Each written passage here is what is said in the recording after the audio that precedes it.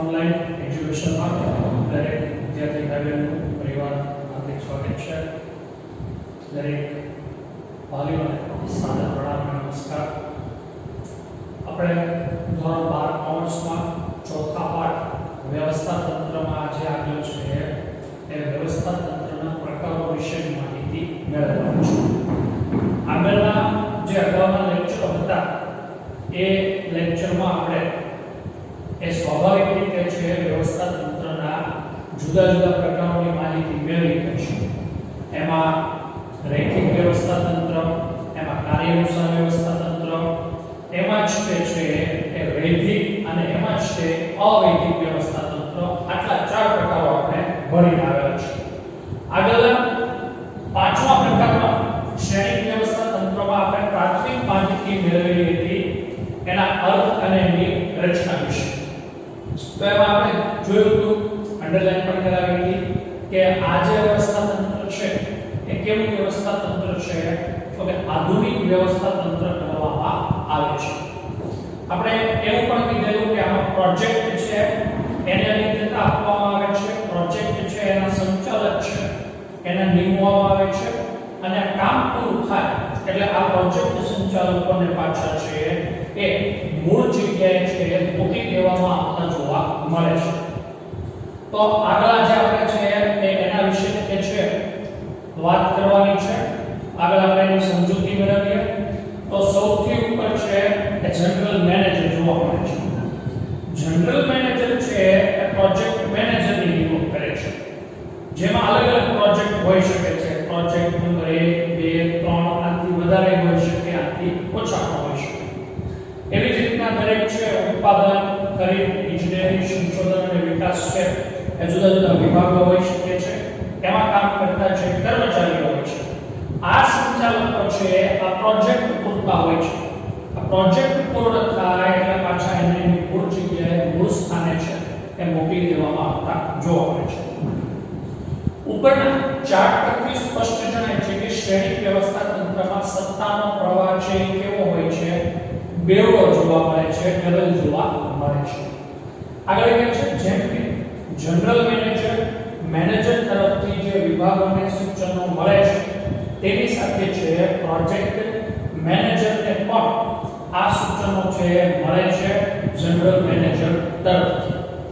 આગળ કીધું છે કે આ સીધી રેખામાં સત્તાનું છે એ વહન કરતા જોવા મળે છે. લાઈન જે બતાવેલી છે સીધી રેખામાં છે ઉચ્ચ સપાટી, મધ્ય સપાટી અને તળ સપાટી, પણ અહીંયા આગળ છે આપણે આડી દિશામાં છે ગતિ કરતી જોવા મળશે. આગળ કહે છે કે જરૂરી નિષ્ણાતો જુદા જુદા વિભાગોમાંથી મેળવેલ વ્યક્તિઓ જોવા મળે છે. આ રીતે વ્યવસ્થા તંત્રમાં શ્રેણિક વ્યવસ્થા તંત્રની રચના થતી છે એ જોવા મળે છે. અહીંયા ટેકનોલોજી અને કામ બંને અગત્યના હોય છે, બંને મહત્વના હોય છે એટલે આ બાબત છે જોવા મળે છે. તો જ્યાં ટેકનિકલ બાબતો પણ અગત્યની હોય, જ્યાં છે એ સામાન્ય વહીવટી બાબતો પણ અગત્યની હોય, ત્યાં આગળ આ પ્રકારનું વ્યવસ્થા તંત્ર છે એ વધારે મજબૂત થતું જોવા મળતું હોય છે. તો વિદ્યાર્થી ભાઈઓ બહેનો આપણા પાંચ આ વ્યવસ્થા તંત્રના છે પ્રકારો જોવા મળે છે. પરિવાર પાંચેના નામ આપણે જોઈ લઈએ તો એમાં સૌથી પહેલું હતું એ રૈખિક વ્યવસ્થા તંત્ર હતું. એને જુદા જુદા નામે ઓળખવામાં આવે છે, તમે યાદ રાખજો. બીજું વ્યવસ્થા તંત્ર હતું એ કાર્યાનુસાર વ્યવસ્થા તંત્ર હતું. ત્રીજું હતું એ વૈધિક વ્યવસ્થા તંત્ર અને ચોથું હતું એ હતું અવૈધિક. તો રૈખિક અને કાર્યાનુસાર વૈધિક એ હોઈ શકે અને અવૈધિક પણ હોઈ શકે છે. તો આ એની બાબતો છે. પાછું વ્યવસ્થા તંત્રનો પ્રકાર હતો અને એ આપણો હતો આજનો એ કયો છે તો કે શ્રેણિક વ્યવસ્થા તંત્ર જોવા મળે છે, જેમાં છે ટેકનોલોજી અને જેમાં છે વહીવટી બાબતો બંને જરૂરી હોય એવા છે કે જગ્યાએ આ પ્રકારનું વ્યવસ્થા તંત્ર છે વધારે અનુકૂળ જોવા મળે છે. હવે આપણે આજે 4.4 માં વાત કરવાની છે એ છે કેન્દ્રીકરણ. હવે કેન્દ્રીકરણ છે એનું વિરુદ્ધનો જે બાબત આપણને આપેલી છે એ છે વિકેન્દ્રીકરણ. પણ વિકેન્દ્રીકરણ કરતા પહેલા હું કેન્દ્રીકરણ શબ્દ એટલા માટે બોલ્યો છું કે જો તમારે છે એ વિકેન્દ્રીકરણ સમજવું હોય તો પહેલા કેન્દ્રીકરણ સમજવું છે જરૂરી છે. જ્યારે સત્તા છે કોઈ એક જ જગ્યાએ છે એ સ્થગિત થયેલી હોય, સ્થિર થયેલી હોય તો એને કેન્દ્રીકરણ કહેવામાં આવે છે. કેન્દ્રીકરણમાં જે નિર્ણયો લેવાના છે, નિર્ણયો છે ક્યાંથી લેવામાં આવે છે? કોઈ એક જ જગ્યાએથી લેવામાં આવે છે. આપણું કુટુંબ છે તો એ કેન્દ્રીકરણનું શું છે? ઉદાહરણ છે. મોટા ભાગના નિર્ણયો કોણ લે છે? તો કે આપણા પપ્પા લે છે. એ જે કે લગભગ કેવું હોય છે? નિશ્ચિત હોય છે. એમાં સુધારા વધારાઓ આપણે કરાવડાવી શકીએ છીએ. પણ જ્યારે પપ્પા બહાર ગામ રહેતા હોય અથવા તો કોઈ અન્ય સ્થિતિ છે એમાં પપ્પા નિર્ણય લઈ શકતા નથી તો આવા સંજોગોમાં કામની શું થાય છે? વહેંચણી થઈ જાય છે. અને આ વહેંચણી જ્યારે કામની કરવામાં આવે છે, નિર્ણયોની વહેંચણી કરવામાં આવે છે ત્યારે વિકેન્દ્રીકરણ થયેલું કહેવામાં આવે છે. આપણે ટેક્સ્ટબુકમાં પાના નંબર 43 ઉપરથી આ વિગતો મેળવીએ તો વ્યવસ્થા તંત્રનો અભ્યાસ કરવા માટે આપણે બે બાબતો છે સમજવી જરૂરી છે. પહેલું બીજું, કેટલાક ધંધાકીય એકમો એવા હોય છે જેમાં માત્ર ઉચ્ચ સપાટીએ સત્તા કેવી હોય છે? તો કે કેન્દ્રિત થયેલી જોવા મળે છે. ઉચ્ચ સપાટી દ્વારા મોટા ભાગના નિર્ણયો છે એ લેવામાં આવતા પણ જોવા મળે છે. આ વખતે મેં કીધું કે મોટા ભાગના ડિસિઝન છે એ આપણા ઘરમાં કોણ લે છે? તો કે આપણા પપ્પા લેતા છે એ જોવા મળતા હોય છે. બીજું કીધું, કેટલાક ધંધાકીય એકમોમાં દરેક સપાટીએ કામ કરતા વ્યક્તિઓ છે એને નિર્ણયો લેવાની શું કરવામાં આવે છે? તો કે સત્તા આપવામાં આવતી જોવા મળતી હોય છે. તેઓ તેમના કાર્યના સંદર્ભમાં નિર્ણયો લેવા માટે કેવા હોય છે? તો કે સાહેબ સ્વતંત્ર જોવા મળે છે. વિદ્યાર્થી ભાઈઓ બહેનો, ફરીવાર મોટા ભાગના એકમોમાં બે બાબત જોવા મળી છે. એક તો કે ભાઈ નિર્ણયો લેવાની છે એ સત્તા કોઈ એક જ જગ્યાએ કેવી હોય? સ્થિર થયેલી હોય તો એને કેન્દ્રીકરણ કહેવાશે. પણ ઘણા એકમો એવા છે, ઘણા એકમો ખૂબ મોટા છે તો આવા સંજોગોમાં શું થાય છે કે નિર્ણયો લેવાની સત્તા છે જુદા જુદા વ્યક્તિઓ વચ્ચે છે શું કરવામાં આવે છે? વહેંચી દેવામાં આવે છે. પરિણામે એને છે વિકેન્દ્રીકરણ છે કહેવામાં આવે છે.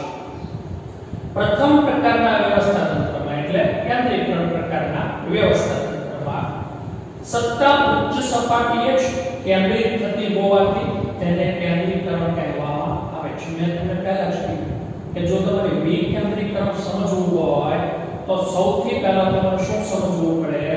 તો કે સાહેબ કેન્દ્રીકરણ સમજવું પડશે. તો જ્યાં નિર્ણયો લેવાની છે એ સત્તા કોઈ એક જ જગ્યાએ હોય એને કેન્દ્રીકરણ કહેવામાં આવે છે. આગળ છે જ્યારે બીજા પ્રકારના વ્યવસ્થા તંત્રમાં દરેક સપાટીએ ચોક્કસ પ્રકારની સત્તાઓ આપવામાં આવે છે અને જ્યારે આ સત્તાની વહેંચણી થાય છે ત્યારે એને શું કહેવામાં આવે છે? તો કે વિકેન્દ્રીકરણ કહેવામાં આવે છે. તો આ બે વસ્તુ આપણને સ્પષ્ટ કરી. પહેલા વિકેન્દ્રીકરણ સમજવા કરતા પહેલા આપણે કેન્દ્રીકરણ છે એ સમજાવવાનો પ્રયત્ન કર્યો છે. હવે એમાં આપણે કન્સેપ્ટ જોઈએ અથવા તો એનો શું જોવાનો છે? ખ્યાલ જોવાનો છે. કેવી રીતના છે એ એમાં વિકેન્દ્રીકરણ કર્યું અથવા તો છે એ થયેલું ગણાય છે. વિકેન્દ્રીકરણનો ખ્યાલ બે સત્તા અને જવાબદારીઓ સાથે છે જોડાયેલો મહત્વનો ખ્યાલ છે. બે બાબત કીધી કઈ? સત્તા અને જવાબદારી. મારે તમને કામ સોંપવું છે તો આવા સંજોગોમાં મારે તમને છે કામ માટેના નિર્ણયો લેવાની શું કરવી પડે છે? સત્તા આપવી પડે છે. એ આપ્યા વગર હું તમારી પાસેથી કામ લઈ શકતો નથી. આગળ કહે છે સંચાલકોએ સત્તા કેન્દ્રિત રાખવી કે વિકેન્દ્રીકરણ છે એ અપનાવવું એ જાતે નિર્ણય લઈ શકે છે તેના માટે તે કેવા છે સ્વતંત્ર જોવા મળે છે. આપણું એકમ કેવું છે, આપણા એકમમાં કામ કરતા કર્મચારીઓ કોણ છે એના ઉપરથી સંચાલક નક્કી કરતો હોય છે કે આને છે એ કેન્દ્રિત રાખવું અથવા તો એને વિકેન્દ્રિત કરવું. આગળ કે છે જો સંદર્ભમાં આ નાનો એકમ હોય તો કેન્દ્રીકરણ તમે અપનાવી શકો છો. કરિયાણાની દુકાન છે, નાની મોટી પરચુરણ વસ્તુઓની દુકાન છે તો કેન્દ્રીકરણ અનુકૂળ છે. કારણ કે વિકેન્દ્રીકરણ કરવા જશું તો ત્યાં આગળ ખર્ચ કેવો થાય એમ છે, ખૂબ વધી જાય એમ છે. તો આવા સંજોગોમાં આવી જગ્યાએ છે કેન્દ્રીકરણનો ખ્યાલ વધારે કેવો થાય છે, ઉપયોગી થતો જોવા મળતો હોય છે. પણ જો એકમ મોટું હોય, જો કંપની સ્વરૂપ અસ્તિત્વમાં હોય તો તમારે ફરજિયાત વિકેન્દ્રીકરણ છે અપનાવવું પડે છે. ભાગીદારી પેઢી હોય અથવા તો વૈયક્તિક માલિકી હોય તો કેન્દ્રીકરણ અપનાવી શકીએ છીએ. પણ જો કંપની સ્વરૂપ હોય, સહકારી મંડળી હોય તો તમારે છે વિકેન્દ્રીકરણનું સ્વરૂપ શું કરવું પડે છે, પસંદ કરવું પડે છે. તો આ એનો ખ્યાલ તો તમે તમારા એકમની સ્થિતિ પ્રમાણે છે કેન્દ્રીકરણ કે વિકેન્દ્રીકરણ અપનાવી અને સફળતા છે પ્રાપ્ત કરી શકો છો, સફળતા છે એ મેળવી શકો છો એવું આપણે છે એ કહી શકીએ. આગળ અર્થ ઉપર આપણને છે એ વાત કરે છે ઉચ્ચ સપાટીએથી નિમ્ન સપાટી તરફ જે સત્તાની વ્યવસ્થિત છે સોંપણીનો પ્રયત્ન કરવામાં આવે છે તેને વિકેન્દ્રીકરણ કહેવામાં આવે છે. વિદ્યાર્થી ભાઈઓ બહેનો અર્થમાં છે આપણને જે માહિતી આપેલી છે એ અંડરલાઈન કરવાની રહેશે. સત્તા સોંપણીનો જે વ્યવસ્થિત પ્રયત્ન છે એને આપણે એ વિકેન્દ્રીકરણ છે એ કહીશું. ખાસ અર્થમાં જે અંડરલાઈન કરજો ઉચ્ચ સપાટીએથી નિમ્ન સપાટી તરફ જે સત્તા સોંપણીનો વ્યવસ્થિત પ્રયત્ન છે એને આપણે છે એ વિકેન્દ્રીકરણ છે એ કહી શકીએ છીએ. તો હવે આપણે છે વ્યાખ્યા જોઈએ. હેનરી ફેયોલે આપણને છે એની વ્યાખ્યા આપેલી છે. એમાં કહે છે કે તાબેદારોને સત્તા સોંપણીનું જે છે કાર્ય વિભાજન નિર્ણય પ્રક્રિયામાં સામેલ કરવા એટલે વિકેન્દ્રીકરણ. ફરીવાર આ વાક્ય અંડરલાઈન કરજો. તાબેદારોને સત્તાની સોંપણી કરી, કાર્ય વિભાજન કરી અને નિર્ણય પ્રક્રિયામાં સામેલ કરવાનો જે વ્યવસ્થિત પ્રયત્ન છે એને શું કહેવાય છે, વિકેન્દ્રીકરણ કહેવામાં આવે છે. તો અર્થ અને વ્યાખ્યા બંનેમાં આપણે છે અંડરલાઈન કરવાની રહેશે. હવે એનું મહત્વ આપણને આપ્યું છે. તો વિદ્યાર્થી ભાઈઓનું મહત્વ કે ફાયદા કે બંનેનો અર્થ કેવો છે, એક સરખો છે, એક સમાન છે તે જોવા મળશે. સંચાલનની સફળતાનો આધાર મહદઅંશે સત્તા અને જવાબદારીની યોગ્ય કેવું છે વહેંચણી ઉપર રહેલો છે. તમે દરેક કામ છે જાતે કરી શકતા નથી. આવા સંજોગોમાં તમારે કામની શું કરવી પડે છે, વહેંચણી કરવી પડે છે. અને તો જ તમે શું થાઓ છો તો કે સફળ થઈ શકતા છે તે જોવા મળો છો. તો જેટલી તમારી કામની વ્યવસ્થિત વહેંચણી થઈ હશે એટલી તમારી સફળતાનો આધાર કેવો થાય છે, વધી જાય છે. આ સિવાય પણ મેં તમને કીધું એક મહત્વ કે લાભ કે ફાયદા કે ત્રણ એનો જવાબ કેવો આવશે, એક સરખો આવશે, એક સમાન આવતો છે એ જોવા મળશે. આગળ છે તો કેન્દ્રીકરણ આપખુદશાહી એટલે હું કોઈ સાચું. કદાચ એમાં નુકસાન થતું હોય પણ હું કોઈનું સાંભળવા તૈયાર નથી. મેં કીધું એટલે એ જ વસ્તુ સાચી અને એ જ પ્રમાણે તમારે અનુસરવાનું રહેશે એવો એનો શું થતો હોય છે, અર્થ થતો જોવા મળતો હોય છે. અવૈજ્ઞાનિક નિર્ણયો આપણે વૈજ્ઞાનિક પદ્ધતિઓ આગળ ભણીને આવીએ છીએ. તો એ મુજબ નિર્ણયો લેવાય કે કેવું હોય છે એ જરૂરી હોય છે. આગળ કહે છે કે અસહકાર, વિશિષ્ટીકરણનો અભાવ અને વધુ પડતા કાર્યભાર જેવી અમુક મર્યાદાઓ રહેલી છે. કોનામાં? કેન્દ્રીકરણ. વિદ્યાર્થી ભાઈઓ આ વાક્ય આપણે અંડરલાઈન કરશું. શું કામ અંડરલાઈન કરશું? તો કે આમાં પ્રશ્ન આવી જાય છે કે કેન્દ્રીકરણ છે એની મર્યાદાઓ જણાવો. તો કેન્દ્રીકરણની મર્યાદાઓમાં બધી વસ્તુ આવશે. આપૂતશાહી, અવૈજ્ઞાનિક નિર્ણયો અને આપણે કીધું એમ અસહકાર અને વિશિષ્ટીકરણનો અભાવ જેવી બાબતો છે કેન્દ્રીકરણમાં છે મર્યાદા ધરાવે છે. આ આપણે અંડરલાઈન કરવી પડશે અને આપણો એમાં પ્રશ્ન પણ છે તે આવી જતો જોવા મળે છે. આગળ આપણે કહે છે કે આવી અનેક મર્યાદાઓને લીધે સત્તાની છે અને જવાબદારીની છે જે યોગ્ય વિભાજન કરવાની બાબતો છે તેને આપણે વિકેન્દ્રીકરણ કહીએ છીએ. આગળ કહે છે આધુનિક સમયમાં ધંધાકીય એકમ વિકેન્દ્રીકરણ છે એનો ઉપયોગ મોટા પાયે કરતા થયેલા જોવા મળે છે. કારણ કે વર્તમાન સમયમાં તમે જુઓ તો એકમોનું પ્રમાણ ખૂબ વધારે છે અને આ એકમોનું પ્રમાણ વધ્યું એની સાથે એકમો છે વિશાળ બની છે. તો આવા સંજોગોમાં છે શું થાય છે તો કે ફરજિયાત છે કામની વહેંચણી કરવી પડે છે. કોઈ એક જ વ્યક્તિ છે બધા જ કામ જાતે કરે એ અત્યારના સમયમાં શક્ય નથી. પરિણામ સ્વરૂપે છે વર્તમાન સમયમાં કામ છે લોકો વચ્ચે શું કરવામાં આવે છે વહેંચી દેવામાં આવે છે જેને આપણે છે વિકેન્દ્રીકરણ થયું એવું આપણે કહી શકીએ. તો વિદ્યાર્થી ભાઈઓ બહેનો આનો ખ્યાલ, એનો અર્થ અને એની વ્યાખ્યા મહત્વમાં આપણે એની પ્રસ્તાવના સમજ્યા કે ભાઈ શા માટે છે કે આપણે વિકેન્દ્રીકરણ અપનાવવું પડે છે. તો કે છે ભાઈ કેન્દ્રીકરણની મર્યાદા અને મર્યાદાઓ દૂર કરવા માટે આપણે શું અપનાવવું પડ્યું તો કે વિકેન્દ્રીકરણ છે અપનાવવું પડ્યું. તો હવે આપણે ક્રમશઃ છે એના શું જોઈએ તો કે મહત્વ, ફાયદા અથવા તો છે એના લાભ જોઈએ. પહેલું છે મહત્વ એનું ત્વરિત નિર્ણય. તમને કામ કરવાની શું આપવામાં આવી છે? સત્તા આપવામાં આવી છે.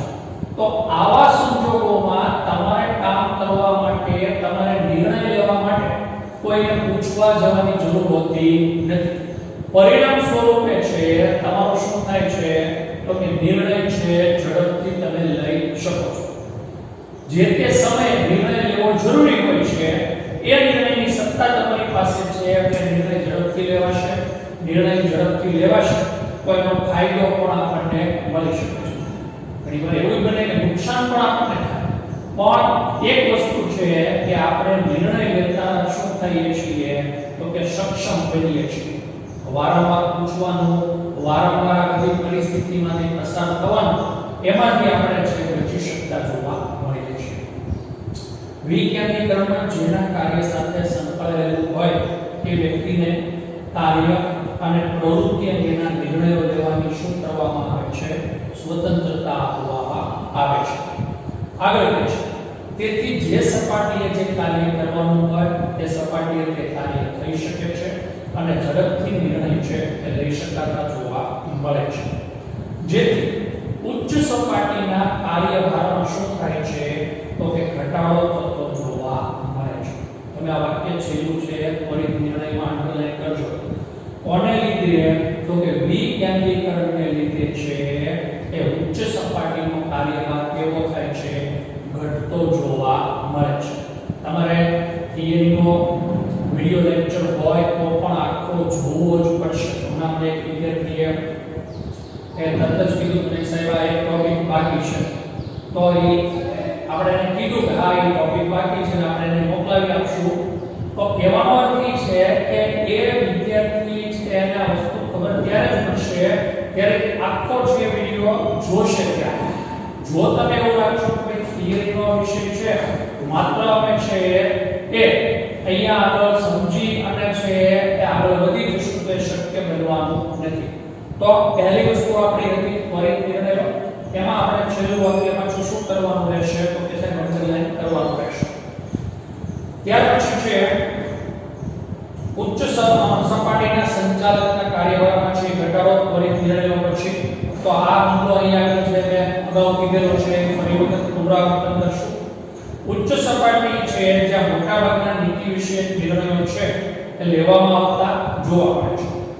આ નિર્ણયો મધ્ય કે તળ સપાટીએ છે લેવાની સત્તા આપવામાં આવે તો ઉચ્ચ સપાટીના કાર્યભારમાં પણ કેવો થઈ જાય છે, ઘટાડો થતો જોવા મળે છે. તો પહેલી વસ્તુ કીધી નિર્ણયો ત્વરિત લેવાય છે. ત્વરિત એટલે કેવા તો કે સાહેબ ઝડપી. બીજું કીધું કે નિર્ણયો લેવાની સત્તા તમે છે મધ્ય અને તળ સપાટી આપી દીધી છે એટલે તમારી ઉચ્ચ સપાટીના કાર્યભારમાં શું થઈ જાય છે, ઘટાડો થઈ જતો જોવા મળશે. ત્રીજું છે અભિપ્રેરણમાં વધારો. અભિપ્રેરણ એટલે પ્રોત્સાહન. નો ખ્યાલ હોય તો યાદ રહે એ લોકો લખી લેજો, યાદ રહે હોય તો લખી લેશો, કોઈ વાંધો નથી. અભિપ્રેરણ એટલે શું છે તો કે ભાઈ વ્યક્તિને જે પ્રોત્સાહન મળે છે એમાં વધારો થાય છે. કેવી રીતે વધારો થાય છે તો કે સાહેબ પોતે નિર્ણય લેશે, નિર્ણયને લીધે એકમને ફાયદો થશે, પોતાને છે એ બઢતી, પોતાને છે બીજા એ નાણાકીય લાભ મળશે, જેથી વ્યક્તિ છે એ કામ કરવા માટે વધુ પ્રોત્સાહિત થાય છે અને એનો ફાયદો એકમને લાંબા સમયે પણ પ્રાપ્ત થતો જોવા મળતો હોય છે. વિકેન્દ્રીકરણ કર્મચારીઓની આત્મશ્રદ્ધા અને અભિપ્રેરણમાં વધારો થાય છે. ઉચ્ચ સપાટી દ્વારા મધ્ય અને તળ સપાટીના કર્મચારીઓને નિર્ણયો લેવા માટે જે સત્તા અને સ્વતંત્રતા આપવામાં આવે છે તેથી તેમના નિર્ણયો છે એમાં સફળતા મળતા પોતાના આત્મવિશ્વાસમાં શું થાય છે તો કે વધારો થતો જોવા મળે છે. તેઓને વિવિધ પરિસ્થિતિઓમાં નિર્ણયો છે એનો લઈ અને એનો સામનો કરવા માટે છે એ આ પરિસ્થિતિ છે વધારે શ્રેષ્ઠ ગણવામાં આવે છે. તમે જુઓ ક્રિકેટમાં છે એક સમય એવું હતું કે ભાઈ એક જ કોચ અને એક જ કેપ્ટન. અત્યારે છે તો કે ભાઈ જનરલ કોચ, બેટિંગ કોચ અલગ, ફિલ્ડિંગ કોચ અલગ, બોલિંગ કોચ અલગ. શું કામ તો કે ભાઈ જે કોચ છે એને બધી જ વસ્તુ આવડતી હોય જરૂરી નથી, તો એના ત્રણેયના કોચ અલગ. એવી જ રીતના છે મુખ્ય કેપ્ટનની સાથે ફિલ્ડિંગ અને બોલિંગ કેપ્ટન અલગ, કે જેથી કરીને છે એક ગાઈડલાઈન આપવા માટે એ બંને કેપ્ટનો છે મુખ્ય કેપ્ટનને શું કરી શકે તો કે મદદ કરી શકે. તો આ દેખાડે છે કે આના લીધે છે એ વિકેન્દ્રીકરણને લીધે અભિપ્રેરણમાં પ્રોત્સાહનમાં વધારો થાય છે. આવા બે કેપ્ટન ભવિષ્યમાં મુખ્ય કેપ્ટન બની શકે છે. તો ત્રીજું છે અભિપ્રેરણ કે પ્રોત્સાહનમાં વધારો. ચોથું છે સંચાલકીય પ્રતિભાનો વિકાસ. મેં તમને વિદ્યાર્થી ભાઈઓનો જે ઉપર ઉદાહરણ આપ્યું એ જ ઉદાહરણ અહીંયા ફરીવાર લાવવું પડશે કે આવો કોચ છે, આવો કેપ્ટન છે એ ભવિષ્યમાં છે એ મુખ્ય કેપ્ટન બની શકે છે. તો તમારામાં સંચાલક બનવાની જે પ્રતિભા છે એ પ્રતિભાનો વિકાસ છે એ અહીંયા આગળથી આપણે કરી શકીએ છીએ અથવા તો કરાવડાવી શકીએ છીએ. વિકેન્દ્રીકરણ મધ્ય અને તળ સપાટીના કર્મચારીઓને તેમને અનુરૂપ સત્તા આપવામાં આવે છે, કાર્યને અનુરૂપ જવાબદારી છે એ લોકો સ્વીકારતા થાય છે. જે તે કાર્યના નિર્ણયો લેવાની અને સ્વતંત્રતા આપવામાં આવે છે. પરિણામ સ્વરૂપે છે તાબેદારોને નેતૃત્વ પૂરું પાડવાની, તેમની વચ્ચે કોઓર્ડિનેશન એટલે સંકલન કરવાની, આયોજન કરવાની અને એના ઉપર અંકુશ રાખવાની છે પ્રતિભાનો વિકાસ છે એ અહીંયા આગળ છે વિકેન્દ્રીકરણમાં છે એ થતો જોવા મળે છે. જેના દ્વારા ભાવિ સંચાલકો આપણે શું કરી શકીએ છીએ તો કે તૈયાર કરી શકતા જોવા મળીએ છીએ.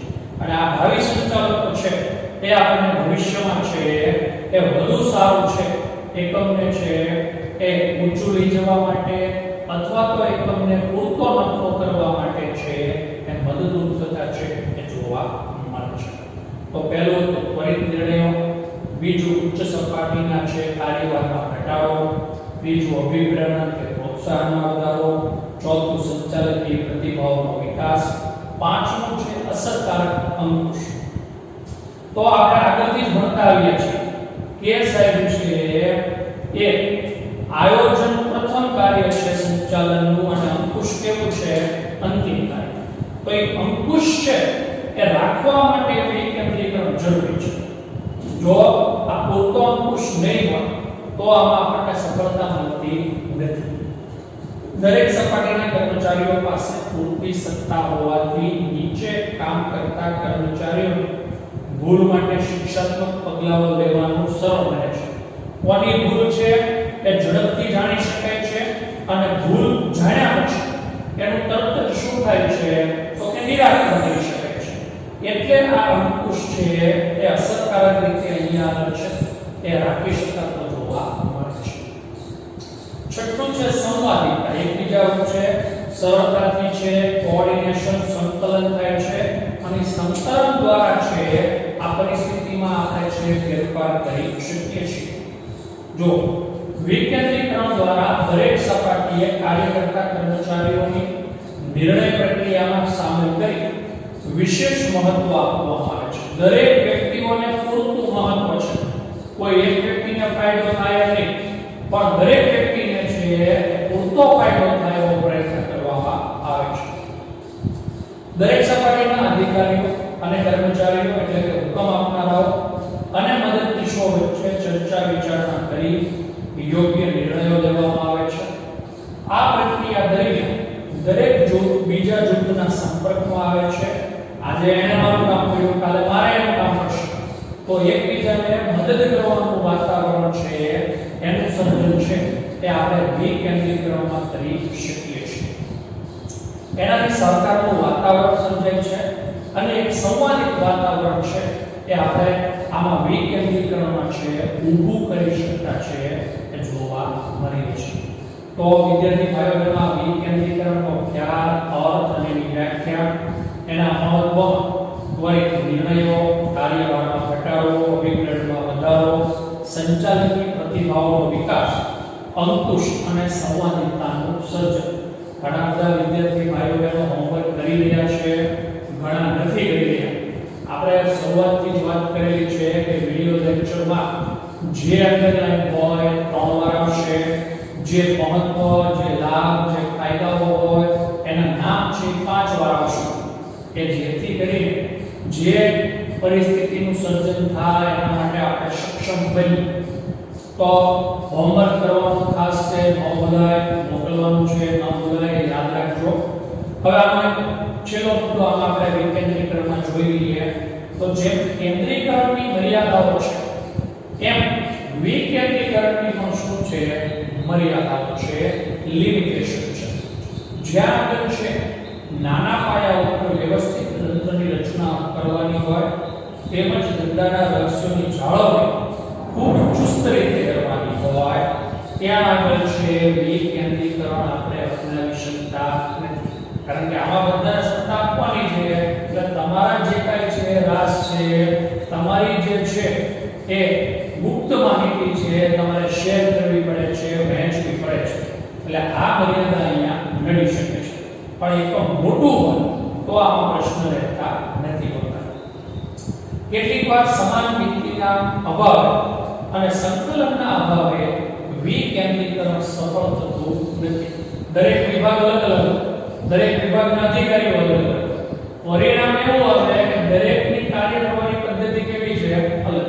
આવા સંજોગોમાં છે એ અલગ અલગ છે નિર્ણયો લેવાતા હોવાથી ઘણી બધી વખત છે એ વિકેન્દ્રીકરણ સફળ થતું